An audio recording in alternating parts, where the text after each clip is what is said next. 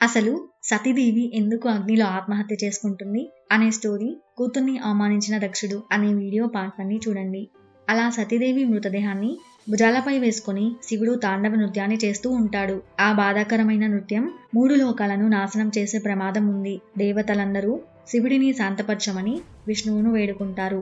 విష్ణువు అలాగే కైలాసానికి చేరుకొని శివుడి ఉగ్రరూపాన్ని ఒక్కసారిగా చూడగా తన మనసులో ఇలా అనుకుంటాడు, ఇప్పుడున్న ఈ స్థితిలో శివుడి దగ్గరకు వెళ్లకుండా ఉండటమే మంచిది. కానీ ఎలాగైనా శివుడి నృత్యం ఆపాలని అనుకుని విష్ణువు తన సుదర్శన చక్రాన్ని ఉపయోగించి సతీదేవి మృతదేహాన్ని 18 ముక్కలుగా చేస్తాడు.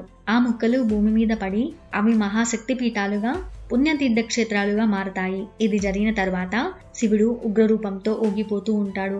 అప్పుడు శివుడు, ఎవరు ఈ పని చేసినది? ఓ విష్ణు, నీవా చేసింది? నా భార్య యొక్క మృతదేహాన్ని ముక్కలు చేస్తావా అని కోపంగా, నువ్వు భూమిపై జన్మించి నీ భార్య నుండి విడిపోతావు. నేను అనుభవించిన విరహ వేదననే నువ్వు కూడా అనుభవించాలి అని విష్ణువును శపిస్తాడు.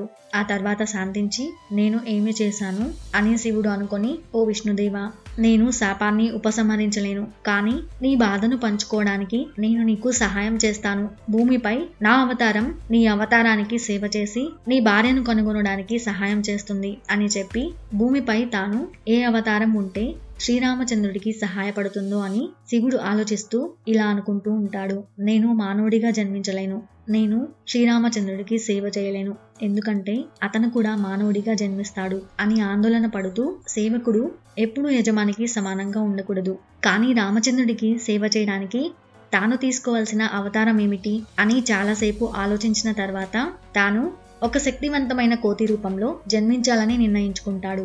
అందువల్ల శివుడు హనుమంతుడిగా తన చారిత్రక అవతారంలో అవతరించి రావణుడిని మరియు అతని దుష్ట రాక్షస బలగాలను జయించడంలో కీలక పాత్ర పోషిస్తాడు.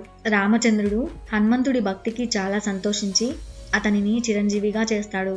అందుకే హనుమంతుడు శాశ్వత జీవితంలో ఆశీర్వదించబడిన భూమిపై 7 అమరులలో ఒకడు.